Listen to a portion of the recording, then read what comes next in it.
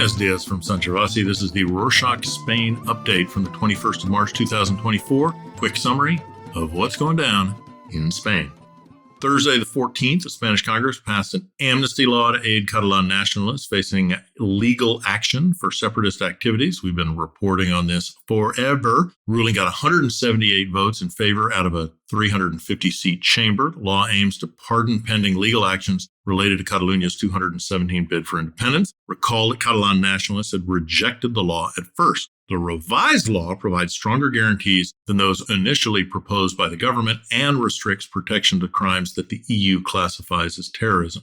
Cranky and predictable as ever, the Partido Popular, or PP, accused Pedro Sánchez, Spanish president, of pandering to nationalists. Moving on, workers at Madrid's major travel hub, Barajas Airport, are set to strike over Easter, traditionally one of the year's busiest travel weekends, with thousands commuting to and from family gatherings. Various trade unions representing ground staff and security workers organized the strike, aiming to protest against labor conditions, job insecurity, and outsourcing practices. The walkout is scheduled to take place during the peak of the Easter travel season, impacting both domestic and international flights. The stoppages will run between 11 a.m. and 1 p.m. from the 28th of March to the 1st of April. On the topic of Easter, this week and over Easter weekend, Andalusia is set to experience a significant weather event with the arrival of the Calima. Calima is a haze of Saharan desert sand. It's already begun to hit Spain's southernmost region with potential rain due to high-altitude depression also in the cards. The situation mirrors an intense weather episode almost 2 years ago that caused red skies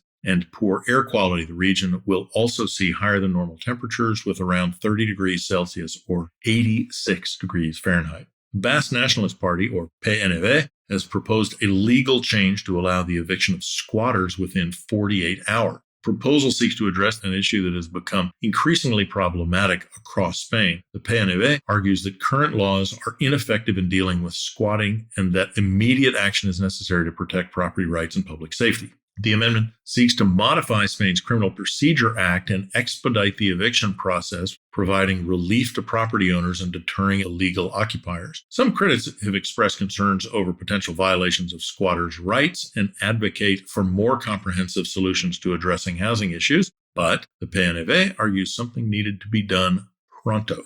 Other news: Ivan González, partner of Isabel Díaz Ayuso, Madrid's regional president, has been accused of fraud for deliberately receiving unemployment benefits while still working. According to an ongoing tax investigation, González intentionally misrepresented his employment status to continue receiving benefits despite being employed. Between 2020 and 2021, González defrauded the government of over 350,000 euros. Not only that, but González reportedly made up to 2 million euros through aiding the sale of masks during the pandemic. Ongoing investigation found that González acted with clear malicious conduct and will be prosecuted with at least 2 counts of tax crimes, another for falsifying a document.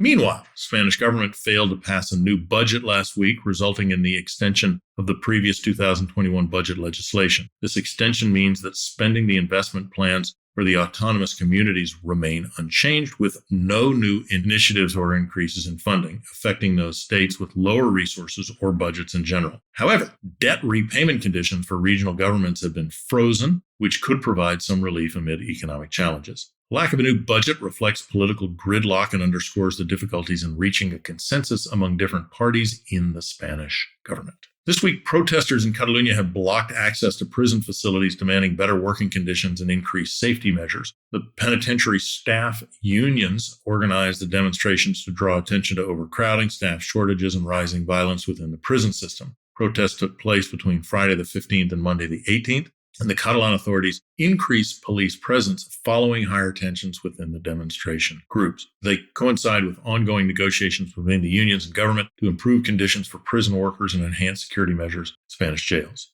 Moving on to agriculture this week, news outlet El País shed some light on the persisting issues agricultural laborers, or braceros, face in the Almeria region of Spain. Despite promises and authorities' efforts to address the dire living conditions, little progress has been made. The conditions in these settlements are distressing, lacking basic amenities like electricity and running water. Inhabitants often endure exploitative labor practices. The agricultural sector in Almeria invoices around 3.5 billion euros annually, but for workers in the south of Spain, in places like Andalusia and Huelva, Very little has changed in the last year.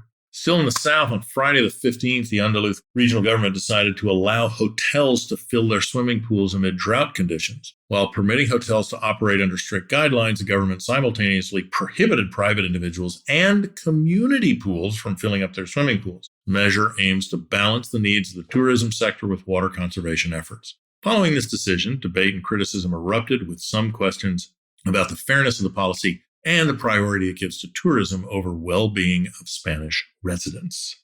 And it's not just the agricultural sector that's in an uproar this week. German sports company Adidas faces backlash for unveiling Spain's new goalkeeper kit from the upcoming Euro Cup in June. These new kits have an uncanny resemblance to those worn by Kings League players, a seven-side Football League player Grand Piqué created in 2022. Adidas' choice to provide identical kits to both Kings League and Spanish national team players has drawn widespread criticism for their apparent lack of originality. Now, let's talk about love. Prominent figures in the cultural sector in Catalonia have signed a manifesto advocating for the deprivatization of St Jordi, a traditional Catalan festival celebrating literature and love. Those who signed argued privatization could commercialize the event, diminishing its cultural and social significance. However, those against the manifesto say the festival's organization, promotion, and economic impact could improve dramatically. The conversation around St Jordi, taking place on the 23rd of April, was sparked by a regional government decision to make book vendors pay up to 120 euros to set up in the middle of Barcelona, effectively pricing out local vendors. Also, on the 23rd of April, Barcelona is set to host the 41st Ortega y Gasset Journalism Award for the very first time. The ceremony will acknowledge many Spanish-speaking pieces of work from 2023. Among the many awardees will be Brian Avelar and Juan José Martinez, who investigated drug trafficking in Honduras for the media organization Insight. Jennifer González Posadas and Alejandro Melgoza Rocha will also be awarded for their piece published in news outlet N+ Focus about a Mexican community struggling with large businesses and overpopulation. For the full list of winners, head to the show notes. And finally, from politics to bartending. Not long ago, Pablo Iglesias, former leader of Spain's Podemos party, was working towards a more left-leaning Spain, but in 2021, he left politics and turned to hospitality. Former second deputy prime minister and minister of social rights diverted his focus to opening a bar in Madrid called La Taberna Garibaldi, named after a battalion from the Spanish Civil War. The bar's cocktail menu features leftist-themed drinks like Marcos Margarita. Was Marcos really leftist? And Che Daiquiri. Iglesias aims to promote socialist ideals while offering social and cultural events. I roll. La Taberna Garibaldi is due to open next week in Lavapiés area of Madrid. And that's it for this week. Remember, you want people to admire and respect you. If you want to get a great present for somebody you care about, or you just want to help us out, buy one of our really cool and environmentally friendly t-shirts. They are made of 100% unbleached organic cotton, grown and ginned in Texas, spun in the Carolinas, sewn and printed in Missouri. To buy one, follow the link in our show notes. Hasta la próxima.